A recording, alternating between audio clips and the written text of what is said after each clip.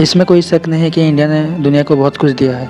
प्राचीन भारत में ही बहुत सारी चीज़ों की डिस्कवरीज हो गई थी, जैसे कि flying jet, medicine, nuclear bomb और बहुत कुछ। बड़ी बड़ी विद्वानों ने इस धरती पर जन्म लिया है। देवी देवताओं की भी जन्म हुआ है, इसलिए इस भूमि को देवभूमि कहा जाता है। हमने कुछ को समझा और कुछ को नहीं समझा। हमने खुद को समय की स्रोत में कहीं खो दिया है। तांबे से लेकर खंबे तक सबको इस्तेमाल करना और बनाना जानती थी। कुछ आर्किटेक्चर तो ऐसे हैं, जैसे कि लेपक्खी मंदिर, जिसमें खंबे हवा पे लटके हुए हैं, जिसे देखकर साइंटिस्ट को हैरानी होती है। समय समय पर इस देश का नाम भी बदलता रहा, जैसे कि आर्यभट्ट, तेजिकू, भारत से भारत। जब ईरानियों ने, तुर्कियों ने सिंधु घाटी सभ्यता में प्रवेश किया तो उन्होंने स का उच्चारण ह किया, जिससे सिंधु हिंदू हो गया और हिंदू हिंदुस्तान हो गया। और भारतवर्ष से ही हम प्राचीन भारत की कुछ डिस्कवरीज के बारे में जानने वाले हैं, तो वीडियो को स्किप मत करें। आइए इसे इस तरह से समझते हैं। The concept of zero. वर्तमान मैथमेटिक्स में काउंटिंग का स्किल्स डेवलप करने के लिए उसका श्रेय भारतीय विद्वानों को जाता है।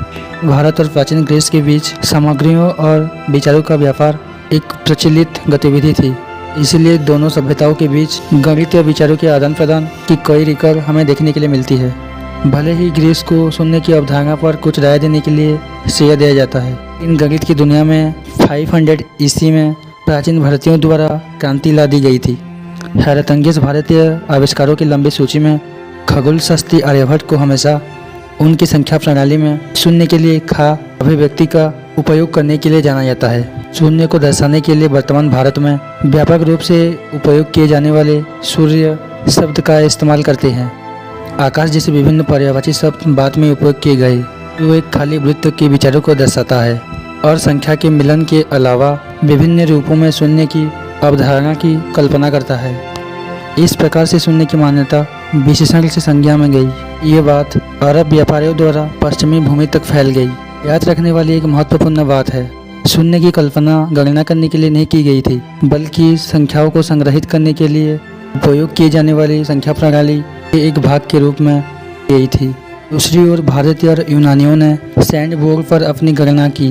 दो प्राचीन समाज में पाए गए शिलालेखों के आधार पर इस बात पर बहुत बहस चल रही है कि शून्य की अवधारणा को ओ प्रतीक देने का श्रेय किस समाज को देना चाहिए। Plastic surgery, facial reconstruction. आज अंतर्राष्ट्रीय स्तर में शोध व्यवस्था में प्लास्टिक सर्जरी का अभ्यास उतना ही महत्वपूर्ण है जितना ही वास्तविक कौशल और प्रतिभा का होना। ये सौंदर्य संबंधित सर्जरी निश्चित रूप से भारतीय आविष्कारों की सूची में है। का उल्लेख सब कॉन्टिनेंट में मिथकों और उनके ग्रंथों में देखने के लिए मिलेगा। पुनः निर्माण सर्जरी का सिद्धांत भारतीय स्रोत में 4000 वर्ष पुराना दर्ज है। उस समय की वैदिक अभिलेख सर्वोच्च देवता शिव की कहानियों को दोहराते हैं, जिन्होंने अपने पुत्र गणेश के सिर में एक हाथी का सर लगाया था और एक बार प्रजापति दक्ष के सिर में बकरे का सिर लगाया गया था। इसके बाद सुश्रुत ने प्लास्टिक सर्जरी के बारे में जानकारी सहित सभी विद्याओं को एक ग्रंथ में एकत्रित किया, जिसे सुश्रुत संहिता भी कहते हैं, जो 4 भाग वाले एक ग्रंथ का खंड है। आज प्रचलित कई कथाएं जैसे नाक की सर्जरी, त्वचा ग्राफ्टिंग का उल्लेख उन्होंने किया था। उन्होंने राइनोप्लास्टिक सर्जरी के बारे में विस्तार से वर्णन किया है। इसमें किसी व्यक्ति की नाक को फिर से बनाने के लिए रोगी के गाल या माथे के फ्लैप का उपयोग करके किया जाने वाला जानकारी संग्रहित है और इसीलिए सुश्रुत को फादर ऑफ प्लास्टिक सर्जरी भी कहा जाता है। Weights, a system of measuring. Sindhu घाटी सभ्यता विकसित और हाल ही में खोजी गई प्राचीन संस्कृति है। हड़प्पा और उस समय की सफल संस्कृतियों को कुछ चीज़ें आविष्कार करने के लिए क्रेडिट दिया जाता है, जिनका हम आज उपयोग करते हैं, विशेष रूप से मापने की प्रणाली। 1930 दशक में सिंधु घाटी सभ्यता के पुरातत्व स्थल चन्होदारो में 28 घन बाटों की खोज की गई है, जो आधुनिक पाकिस्तान में स्थित है। 2400 से 1700 ईसा पूर्व के भारतीय आविष्कार माप की दशमलव और बाइनरी गणित का इस्तेमाल करके किया गया है। खोजे गए टुकड़े बहुत रंगे बिरंगे थे, अलग अलग रेत से बने थे और अलग अलग आकार और साइज था। मेटेरियोलॉजिस्ट का अनुमान है कि पत्थर को पहले छेनी से आकार दिया गया था और फिर आवश्यक द्रव्यमान प्राप्त होने तक इस सतहों पर प्रयोग किया गया। सिंधु घाटी सभ्यता के लोग इन बाटों पर अत्यधिक सावधानी बरतते थे। समय और स्थान के साथ 7 शताब्दी के अंतराल के साथ द्रव्यमान भार की सटीकता, स्तर और डिग्री बहुत सटीक था। मार्जिन त्रुटि केवल 2% से कम या ज़्यादा थी। हस्तशिल्प में उनकी महारत के अलावा वजन सीमा यह स्थापित करती है कि सिंधु लोग दशमलव प्रणाली के आधार की शक्तियों की प्रयोग के बारे में जानते थे। वे अपनी गणना में बड़े मूल्य की संख्या का भी प्रयोग करते थे। Chess originally 4 players. शतरंज को बौद्धिक रूप से विकसित लोगों का खेल माना जाता है। हालांकि पुराने समय में भी बोर्ड गेम को 2 समय पूर्व भारतीय आविष्कारों में सबसे प्रसिद्ध 4 डिवीजन का मॉडल भारतीयों द्वारा खेला गया था। रॉबर्ट कैपलन ने रणनीति खेल का विकास का समय 3000 ईसा पूर्व से 500 ईसी के बीच में बताया है। ये खेल अरबों के माध्यम से फारस और यूरोप तक पहुंची। शतरंज के इस भारतीय आविष्कार में 64 वर्ग थे और इसकी इस वर्तमान समय कक्षा के विपरीत इसे 2 के बजाय 4 लोगों में खेला जाता था। प्रत्येक खिलाड़ी के पास 4 मोहरे थे। 4 प्यादे, राजा, बिशप, शूरवीर और किश्ती थे। कल्पिक रूप से 6 मुखी पासे के स्थान पर एक आयताकार पासे का उपयोग किया जाता था और उसे टीम में खेला गया। सामान्य समझ में शतरंज का उल्लेख सबसे पहले पुराणों में किया गया है, जो प्राचीन भारतीय साहित्य में 18 धर्म ग्रंथों का संग्रह है। किंवदंती कहती है कि रामायण के खलनायक रावण को युद्ध की कल्पना से प्रसन्न करने के लिए उसकी पत्नी ने शतरंज का खेल की आविष्कार किया। कुछ ऐसे ही किस्से हमें महाभारत में भी देखने के लिए मिलता है। Cotton, natural fibres and cultivation. यकीनन कपास दुनिया में सबसे ज़्यादा व्यवसायीकृत वस्तु है। भारतीय आविष्कारों की लंबी सूची में एक और उपलब्धि के साथ सिंधु घाटी सभ्यता ने किसी और से पहले कपास उगाना शुरू कर दिया था, जबकि यूनानियों ने बकरे की बाल और अन्य जानवरों की खाल को पहनने के रूप में इस्तेमाल कर रहे थे। भारतीयों ने 5वीं से 4वीं शताब्दी ईसा पूर्व में कपास उगाना शुरू कर दिया था।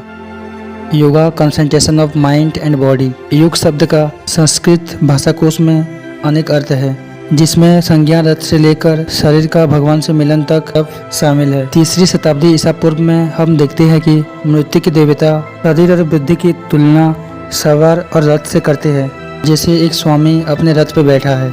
कथक उपनिषद पाठ में पांडवों के सबसे छोटे भाई को और नचिकेता को योग की 3 आधार के बारे में बताया गया है। मानव शरीर का महत्व और शरीर विज्ञान, व्यक्ति का सर्वोच्च संस्था से संबंध और मन और शरीर की घटक।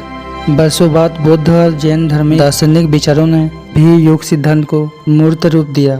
300 ईसा पूर्व से 400 ईसा पूर्व के बीच में योग सिद्धांत को कुछ मूल सिद्धांतों में अमर कर दिया गया। इसने मानव आधार के सभी रूपों को आयोजित किया, जैसे अनुभूति, धारणा, दिव्य और अलौकिक ज्ञान और चेतना। Cataract an Indian invention in medicine. लिपि उस खोजकर्ता के नाम पर रखा गया जिसने 1890 में तुर्किस्तान में सुश्रुत संहिता की खोज की। मानव जाति के लाभ के लिए प्रक्रियाओं और बीमारियों की संभावित विविधता का विवरण देती है। यह दिलचस्प है कि 1907 में भेगरत्न के द्वारा अनुवाद चिकित्सक सुश्रुत को एक लेखक के रूप में मान्यता देता है। इस किताब में कैटरैक्ट ऑपरेशन यानी कि मोतियाबिंद ऑपरेशन का जिक्र है। सुश्रुत ने मोतियाबिंद कोचिंग प्रोसेस के बारे में बताया है। वो बताते हैं कि वो एक नुकीले उपकरण का इस्तेमाल करते हैं। इसे अलग अलग स्टेज में किया जाता है। मुख्य कार्य लेंस सामग्री को परेशान करना, आँख के पीछे ले जाना और चिरा लगाकर फोड़ना है। वो आँख को मक्खन से साफ करते हैं और 10 दिनों तक आराम करने की सलाह देते हैं। इस प्रोसेस की स्टेजेस उतने ही विस्तृत और वर्णनात्मक है जितने ही नाक के काम में त्वचा के फ्लैप को हटाने के उनके निर्देश। नेत्र चिकित्सक इस बात से इनकार करते हैं कि सुश्रुत द्वारा की गई कोचिंग को सही प्रोसेस नहीं माना जा सकता। उनके अनुसार जैक्स डेविल ने 1700 में एक्स्ट्रा कैप्सुलर मोतियाबिंद सर्जरी का ये शुरू किया। ये थे कुछ प्राचीन भारत की डिस्कवरीज। इनके बारे में आपको क्या कहना है नीचे कमेंट करें। वीडियो को लाइक और सब्सक्राइब करें।